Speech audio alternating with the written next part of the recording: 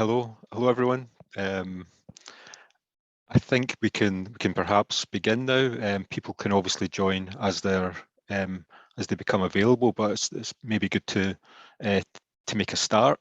I realise that participation here at today's webinar may be quite limited because summertime has already started, at least here in Scotland, so several colleagues are already on leave, but I think it still gives us an opportunity for a nice focused discussion.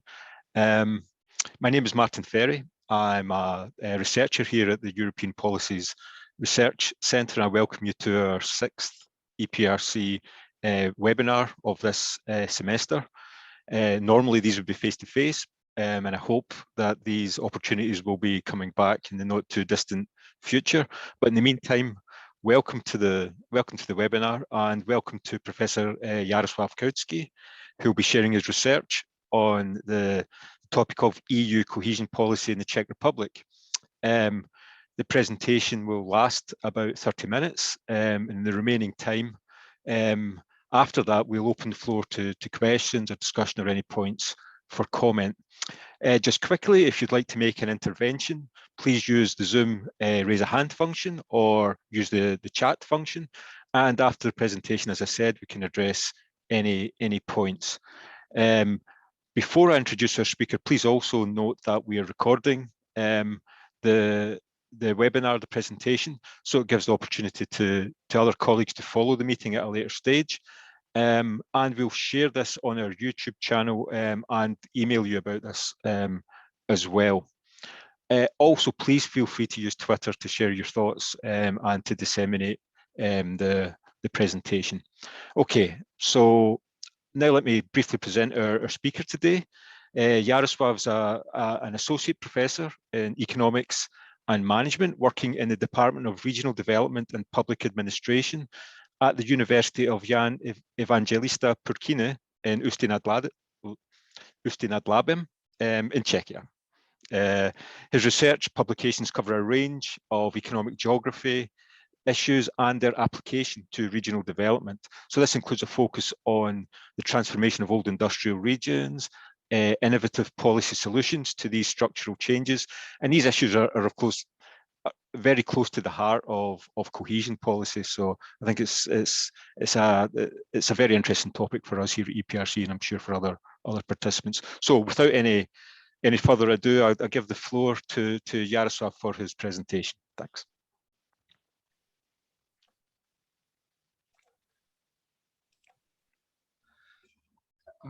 Thank you, Martin. Please, could you see presentation and hear me? Yes. Thanks, Jaro. Perfect. Thank you very much for introducing me, and also I would like to thank you because I got the opportunity to have a scholarship at center in a couple of last months. So thank you for this opportunity. It was really great for me, and thank you. So as Martin said, the topic of my presentation is EU cohesion policy in the Czechia. I'm from Jan Evangelista Purkyně University in Ústí nad Labem, which is very long name even for me or native speakers. So I think Martin did a great job with pronunciation of my university. It's northwest Bohemia, 100 kilometers from Prague. We are small in relation to in Czech Republic. We are smaller one, but I would say I hope quite dynamic one university.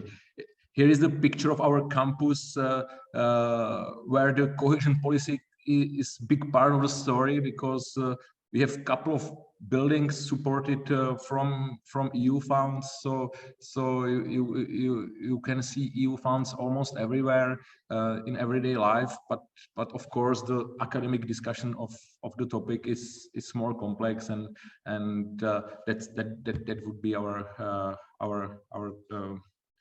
topic today. So I tried to. Yeah.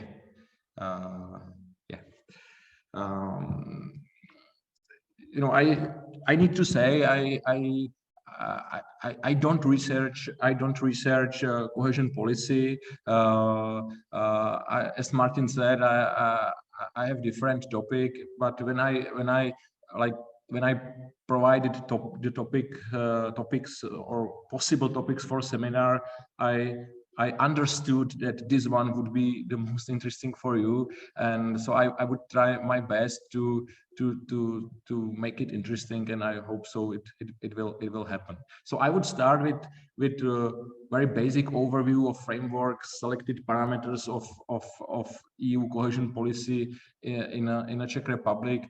I know that many of you are much stronger in the topic of cohesion policy than me at the European level, but I hope that some insight into the Czech situation would be beneficial for you as well. Then I would try to do some evaluation of policy, some discussion about achievements, which is of course not easy, but I would give some part of my presentation of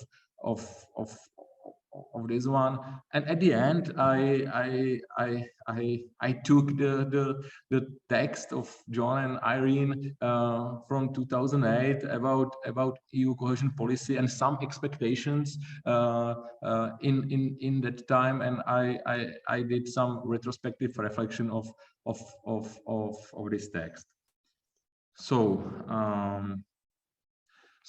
maybe something about myself, my relation to topic. I think it's quite interesting because, as I said, I don't research cohesion policy now, but I think I have some experience because I used to work for Czech Invest. No, it was almost 20 years ago. So it's a long time back. But I was official. I was administrator of project. Czech Invest is state agency, which has basically two roles. They are trying to get FDI into the Czech Republic, and the second role is to provide some European money for Czech small and medium-sized enterprises. So that was my role in that time. So I was trying to help Czech firms to get European money for their business. Then I started to work for university. I did lectures about cohesion policy. I had some seminars about cohesion policy, structural funds in Czech Republic. But I don't continue in these activities nowadays. And now I'm of course I teach different topics, but I'm also the project manager, project designer for European projects. So now I need to say I'm absolutely lost in details. I'm typical project realizer, and I don't know many aspects of European policy now, about frameworks, about goals. And when I prepare this presentation, I need to refresh almost everything. So like I'm at the bottom of the policy now, and I don't know much about the roof. But never mind. So that's my personal situation. So, but when you, if you want to get some better information about Czech cohesion, or about the Czech situation or EU cohesion policy in a Czech Republic, better than from my presentation, I would definitely recommend you here some possible sources. But I need to say, maybe surprisingly for me, there is lack of academic critical reflections, evaluations. I would say there is absence of comprehensive academic papers. There were some when we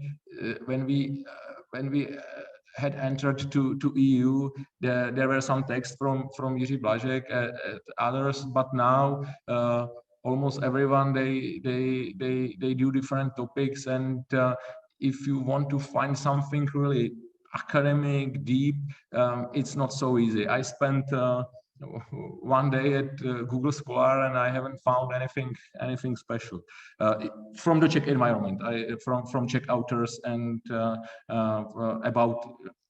directly about the Czechia situation. But never mind. If you want to get some information about Czech regional policy, European regional policy, definitely Jiří Blažek is a great guy, or his students. So he's absolutely #1 in Czech regional science. He's a personally great guy. So I would definitely recommend some of his papers or work. And then maybe a couple of tips on colleagues from my environment, like Martin Pacek. He's a great guy who writes about regional governments, cross-border networks. I'm going to show you some pictures from his research later.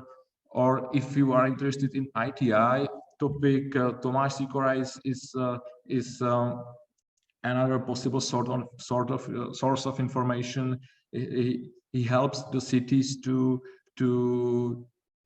do ITI, and at the same time he's my colleague from academic environment. So he's another way how to get some information. Or if you need to get some information about regional case studies, regional projects, regional networks, even from Moravian Silesia region or from my regions, there are a couple of names like Peter Rumpel or Ondřej Slag, who are a great guy too. You can find some papers from them, or you can contact them directly. So I just want to provide you some source of information from Czechia if you need to get more, definitely more than from my presentation.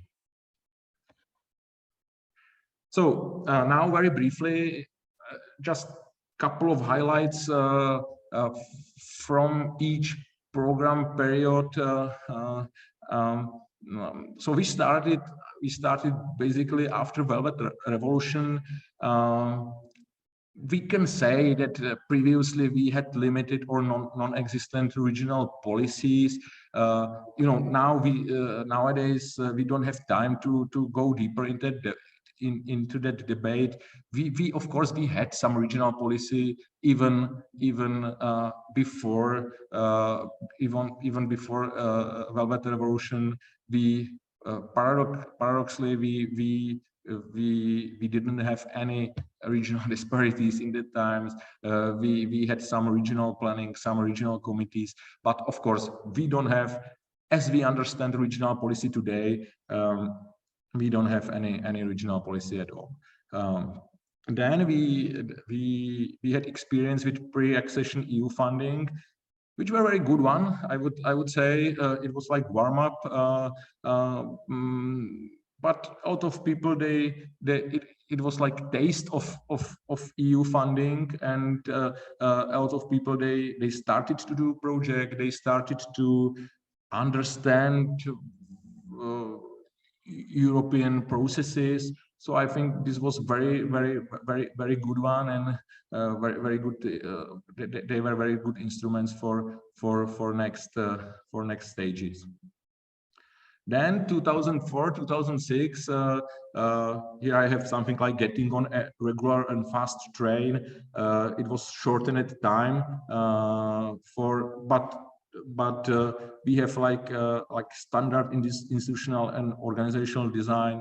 That was the time I used to work for Czech Invest, so it was quite, personally for me, it was quite interesting as well. Then 2007, 2013, first standard long period. In that time, we had 7 regional operational programs. I'm going to speak more about it later, because it's quite interesting story. And we had allocation 26 billion euro, which was the highest ever in that period.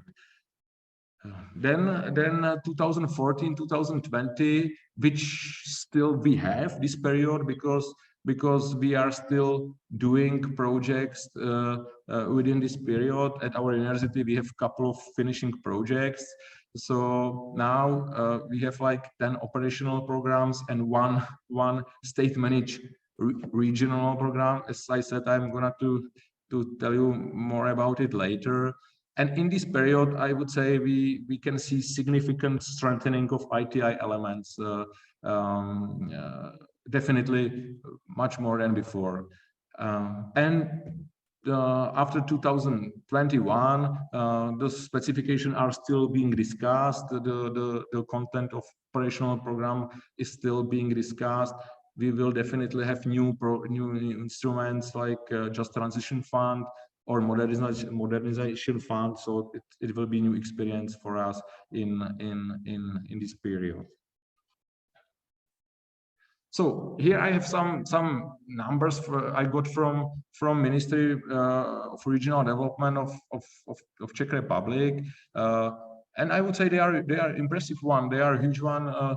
130,000 jobs, almost 50,000 projects, a lot of investment into the roads, into the environmental infrastructure, into the R&D. So I'm quite impressed by these numbers, and I need to say I don't understand why so many people in Czech Republic are critical about EU funding. What's the source for skepticism in Czech society? Because these numbers are huge, and I was impressed by them, and I think it's great contribution to the economy, to the society, and yeah, but that's the fact. So this like the official numbers, official contribution of EU funding for Czech society and Czech environment. So here is another numbers for the same. So it's from Office of Government of the Czech Republic. So the impact of EU funding for GDP or for employment, and it's of course it's positive. And in terms of employment, maybe I'm in the social bubble because I'm really surrounded by people who are preparing projects or who work for ministries, but I see so many people who are in so many workplaces who are covered by EU funding. So I think the employment so the impact on employment is a huge one, and even I would expect it's more than in these official state numbers. So, but to make the discussion more academically deep, so is the policy achieving its objective? Of course, it's not easy to answer this question. It's almost impossible. I would start with bottom note from Professor Mole. It's when we try to evaluate something, it's rather about our position or then about the evidence. You can't count everything, I would say, or as one of my colleagues always says, when you don't know something for sure, you have to believe it. So it's really, as I wrote there, we don't have parallel world where we can evaluate developments without existence of the policy. So I think I don't want to be alibistic, but I think it's almost impossible to judge and to make like clear statement about it. But as I showed you the numbers before, they were impressive, and I think the policy definitely has its benefits, its contribution. Of course, there are some costs of the policy, but that's everywhere. And it's not easy because objectives are changing, like from convergence to competitiveness, and sometimes people speak about convergence, sometimes about competitiveness. So it's not easy to control the debate about the contribution of the policy. But basically, I would say that for Czechia is valid what is valid for other countries. So when we look at the differences among states, they are decreasing. So there is a convergence tendency among European states. When we look at the regional level, we can observe divergence. But how much divergence would have been Prague without that policy? It's impossible to say that, and I would guess that the difference would have been much higher without that policy than it is now. So, and of course, we have much more academic, stronger evaluation of contribution of the policy. I haven't expected Sebastian would be part of the seminar today, so I have here some pictures from his research, and it's for me it's a great statistic job, and I wasn't able to catch all from his paper, so I'm shy to speak more about it now. I just no worries. I just want to show that they are much more academically stronger paper and approaches how to evaluate contribution of EU policy than my try. So, or the picture of from Thilo Lang research, which is older but still valid. And when we look at the Czechia part, that's what I said. So when we see the country average, we are going closer to the European average, roughly said from 60 to 80. But when we look at the regional scissors, they are getting wider, as Prague is one of the best European regions at all, and the rest of the lowest region of the country is basically always at the same level. So that's the divergence at regional level. So, and the last part of my speech, I took the text from John and Irene from 2008, and so I think the text is very good one. It's 14 years old and still is valid, so it's approved by time, I would say, because here we have some notes from their text. Like, there is a question whether structural funds have led to stronger regions, and they wrote that there is no guarantee of that. There is no automatically assurance that it is going to lead to stronger regions. But of course, they provide some optimism that it will change in the future, and we can expect growth in the future because of structural funds. So when I took this text and I looked at the situation in Czech Republic, so I would say this text, even after 14 years, is still valid for the situation of our country. When we look at the, it's of course it's difficult question what is stronginess of regions, but if we understand this notion as like institutional capacity, institutional quality, institutional density, so I think we can see it that the structural funds they created something, because now we have like independent institution like local authorities. Of course, they do European project, they try to get European money, but they are independent of the policy, and at the same time we have other institutions in the region. They are directly created to implement the policy. So, and at the same time, we have new level of regional institutions like regional councils, and they are very different in in performance, very different in their importance and position. So I think all in all, I try to use the picture from the PhD thesis of a friend of mine, Martin Špaček. So here you can see it's quite complex institutional arrangement in Czech regions nowadays. We have institutions, they are directly connected to European money.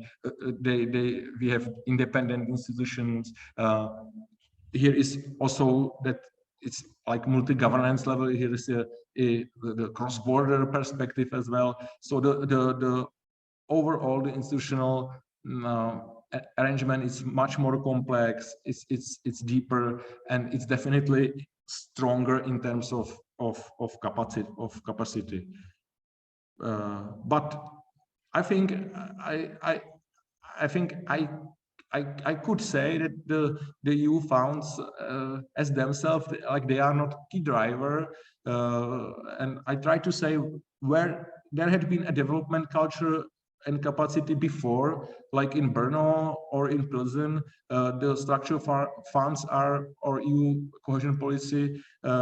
It's a great accelerator of development. It's definitely great help to make them stronger. But in regions like in my one, where the institutional capacity had been weaker, the available finance, I would say, brought a couple of challenges as well. So automatically, that's the conclusion of John and Irene text. The structural funds are not automatically assurance of stronger position of region. And I think after 14 years, I would prove this text as really a good one and valid in what had happened in Czech Republic in the past. And just we are going to the end. There is another story about the stronger position of region, and that's the story of regional operation programs in Czech Republic. I wrote myself the note from the state back to state, and I try to express that from 2004 2006 we had just one joint regional operation program, and there had been quite strong discussion about bottom-up approaches. Regional and local actors they stressed their willingness to control money. They wanted to control money. They stressed they are prepared enough, etc. And so, like the state opened the gate, and EU level they have opened the gate, and they provided 7 independent regional operational program in the period 2007-2013. And I don't want to be incorrect, but I would say it was a disaster or failure, because there were so many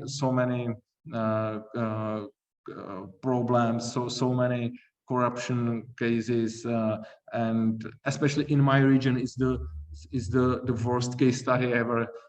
Still is very that there is a lawsuit of 27 politicians, official businessmen, and probably that's one of the reasons why the normal people are too skeptical about EU funds, because they see this media stories and about EU funds, and it's definitely not good.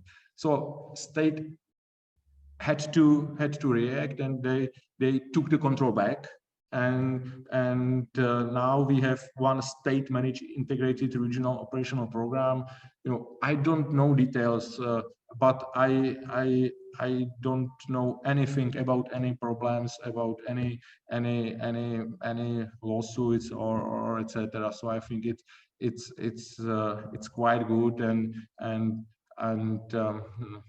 I don't want to be too simple, but from the story, I think the overall institutional environment in Central and Eastern Europe was not prepared enough. Informal institutions was not sufficient enough to have full control over the European money, and still I see very important some role of EU level or state level to manage the process, to control the process, because only regional actors, they are not ready enough to control all the process. So yeah, that's the end. Thank you very much for your attention. I hope it was at least a little interesting for you, and I'm looking forward for the discussion, and thank you very much. Great, thanks very much, Jaro, for a really interesting presentation. At this point, I'd like to invite any of our participants to come in. If they have any questions or points they would like to raise, points they'd like to pick up, please feel free to join us. I see Sebastian has a hand raised. He already had a slide mentioned, so please, Sebastian. Yeah, thank you very much for your presentation. It was very interesting to focus on a country, on a specific country where we are not used to have information about the EU cohesion policy, or we are not used to work on EU cohesion policy in this country. And it was very interesting. And I just wanted to know the perception of the EU cohesion policy by the citizens, how they see the EU cohesion policy, how do they also see the Europe in general and the European Commission? Thank you, Sebastian. It's a absolutely great question. I don't know about some exact research, about some exact numbers, so I just provide my like personal view or feelings maybe, and as I said, I'm afraid that overall perception of the policy among normal people is not great. They don't follow objectives or frameworks. They I think they very often they see very quick news in media, and very often about some, as I said, about some corruption cases, etc. So, but I'm afraid that overall evaluation or perception of the policies among normal people, it's not great, which I don't understand, because as I presented the numbers, they are impressive one, but still it's not easy to communicate the results of the policy, and unfortunately overall level of skepticism in last couple of years in Central Europe was getting higher, and it's question what has happened now, what will happen now after Russian invasion into Ukraine, because of course people are scared, and they really, I think they really will see what is important and what not. So I think it's going to change. But before that, the skepticism and then criticism of EU and its politics was quite high. But as I said at the start, I don't have like official numbers, any evaluation of or some sociological report. I don't have. It's just my feeling and yeah. Thanks for your answer. Thank you. Just coming in, and on that from from my knowledge of Poland, which I cover for EPRC, that's my country coverage, there's a similar sort of narrative playing out there, where there is increasing Euroscepticism. And one of the reasons, obviously, we talk about the politicization, as you mentioned, Jaro, has been an aspect of that, despite the achievements that cohesion policy has had in Poland as well. Another issue, I think, is, although there's been national convergence, national level convergence, the disparities are still there. Now, as you say, Jaro, they would probably have been worse without cohesion policy, but there's still a perception in the country that cohesion policies tended to benefit, let's say, the stronger urban centres or the usual suspects at the expense of others. This is the narrative that's there that can be used for political reasons. There's still regional disparities and even bigger NUTS 3 level disparities that are there, and this kind of can be played upon politically to build Euroscepticism. I think that's part of what's going on, certainly in Poland. Another point to, I mean, just sort of taking advantage of my role as moderator here. You mentioned these integrated territorial instruments. Again, this is more of an observation that we've found from the work that we've done in Czechia and other countries on the use of these instruments that were introduced in 2014 to 20. This is seen as a way of overcoming some of the sort of fragmentation at municipal level to try and build some sort of capacity for involvement in cohesion policy, but regional policy more generally as well. And I know that it's been taken very seriously in Czechia. And in the period that's that's just getting underway just now, 2021 to 27, they're expanding their use of ITIs. There's going to be 13 instead of 7 around the main sort of functional urban areas, the metropolitan centres. From talking to the Czech ministry, they see this as a way of building capacity at the metropolitan or city region level to be involved in development policy, and not just for cohesion policy, but looking forward, because inevitably cohesion policy is not there forever, but to try and inform domestic development policy in the Czech case. I'm not sure how much you followed that, but do you see that this is a sort of an important initiative, this whole idea of sort of more functional coverage for cohesion policy? Definitely, I think it's a great note.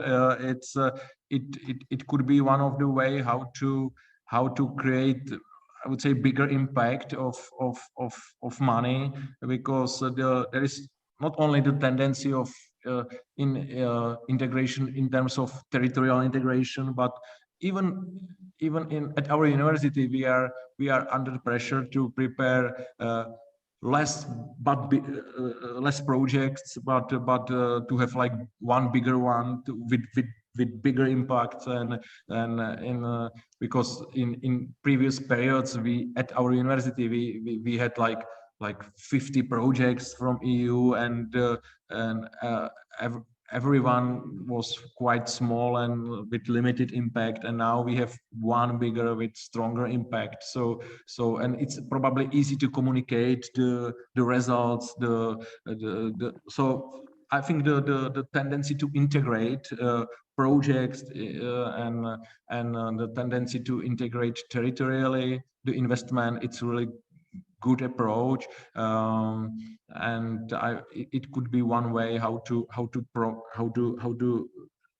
create and communicate better results of EU money in a Czech society.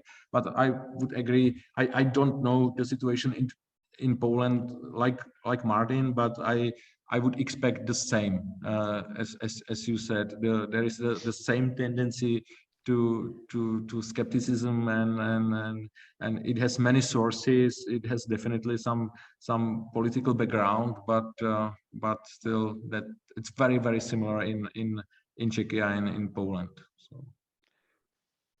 Okay, thanks, Jaro.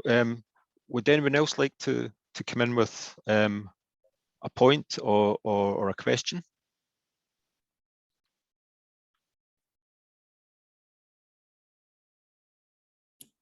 Maybe I can ask one.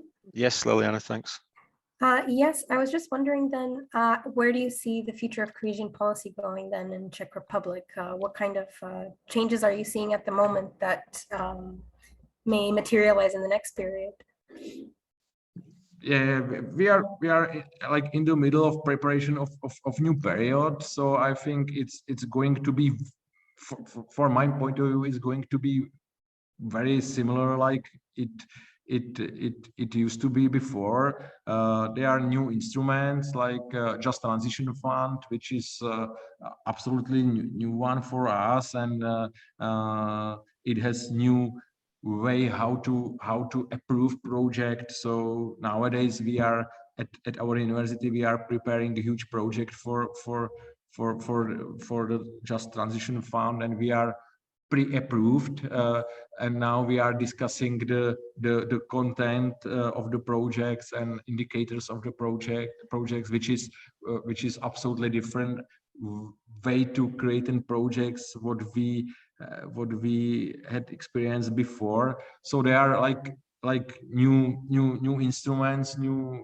ways of preparing projects, but still I think the preparation for new period it's very similar to previous one, and there are new set of operational program, but basically it's going to be very similar. One operational program for R&D and education, one for business, one for infrastructure. So I expect the next period will be very similar to previous one.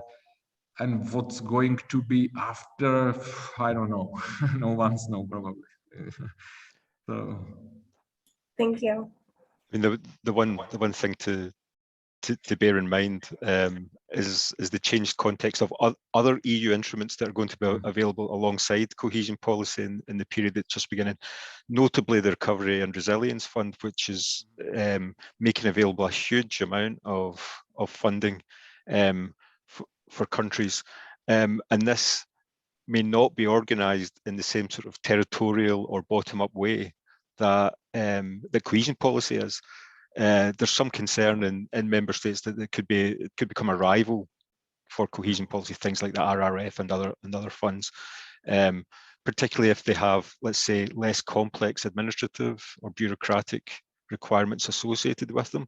So again, this looking forward, it's how cohesion policy can fit into these other instruments. Again, going back to the Polish case, I know that this is something that's a big concern from them, and I know that the Czech presidency, which is beginning in the next couple of weeks, that this sort of complementarity between different kinds of EU funds that are available for Czechia is going to be a big issue, to make sure that they work together rather than against each other. Again, it takes us back to this point about capacity.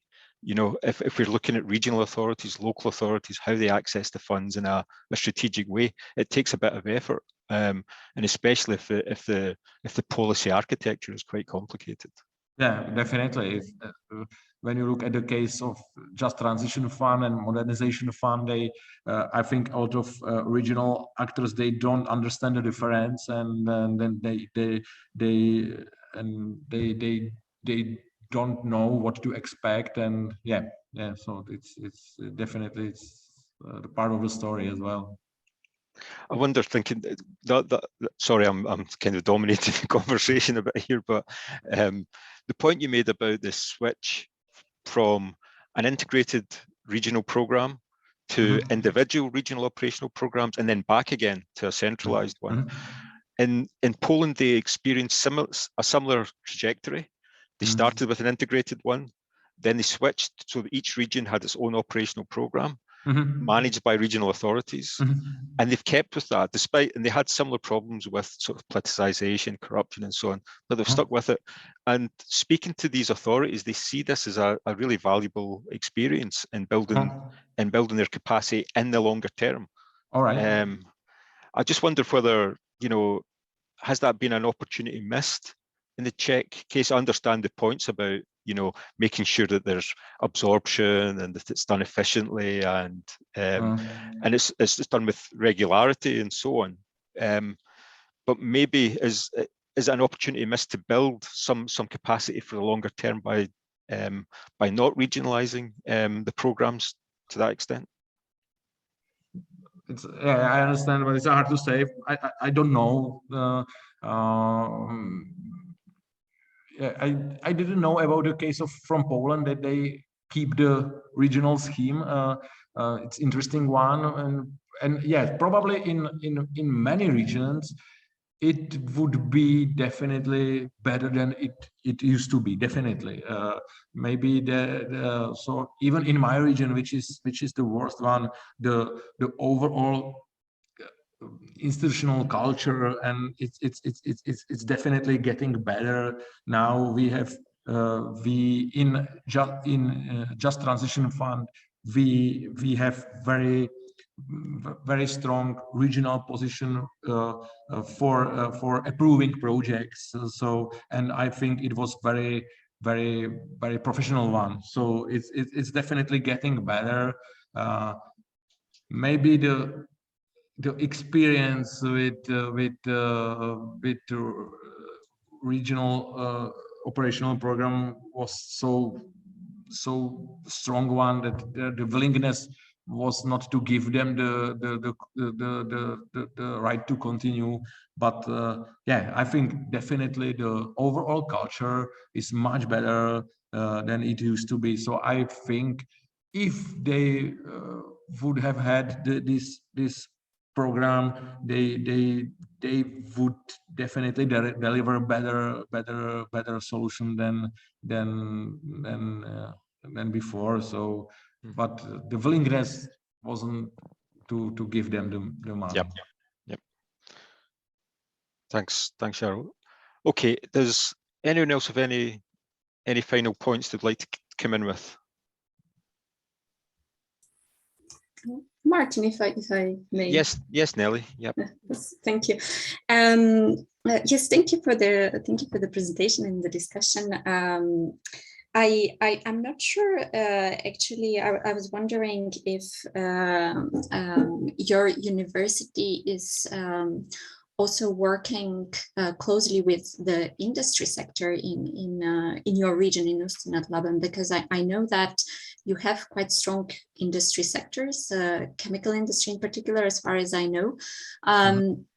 And I wondered, especially in view of this transition to greening the economy, is your university profiled in this direction, that you could actually work more closely with the industry, and is there support for that that you could use?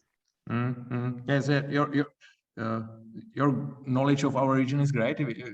We are really like old industrial region or region with tradition of industry, but surprisingly links between industry and university in the past were very limited, and now it's getting better, but still is many things is just like, I would say, on a paper, not on a reality. So the real links between industry or business and university are still very limited. And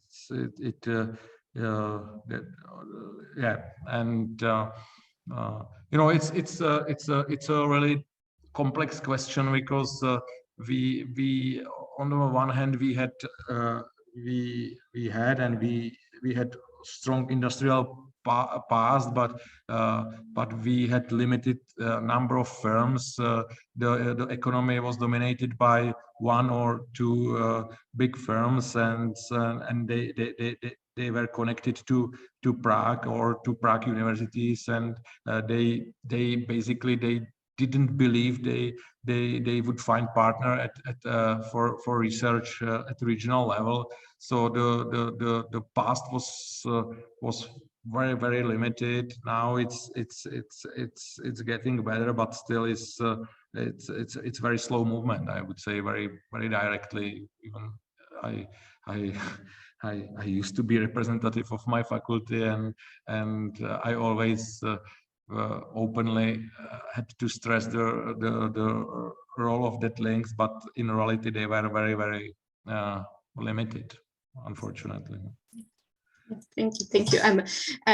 I've been working some time ago with some representatives of the chemical industry in Ústí nad Labem, so that's why I know. But I think that there are some interesting developments from what I heard when I was working with them, because they're trying to innovate and I think that if they are able to work closer with the university, or either in the region or with elsewhere, in Czechia or in other countries, open up the cooperation, that would be very, very beneficial. Yeah, so you know the case very well. So they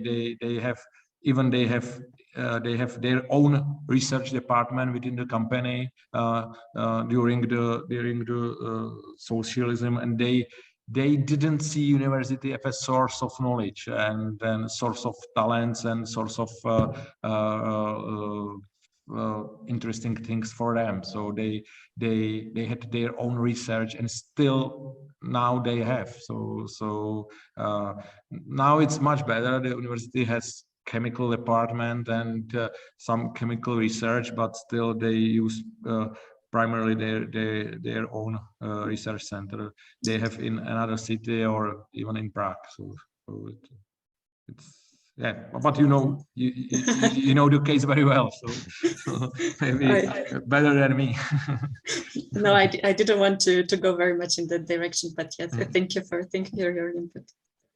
Great, thanks Nelly. Any other final points before we wrap up? Great. Okay. In that case, thank you very much, Jaroslav, for your really interesting presentation and the discussion that we've had afterwards. And thanks to everyone for your interest in today's webinar. This is the last in our series. We'll be back in October, so watch this space. So more webinars on regional policy, sustainability, urban and rural development, and so on. You can always contact us and register for our mailing list to keep up to date on these events, and we hope to see you again. In the meantime, have a great summer. Thank you very much. Thank you. Bye. Thank you. Bye. Enjoy the summer. Thank you. Bye. Bye.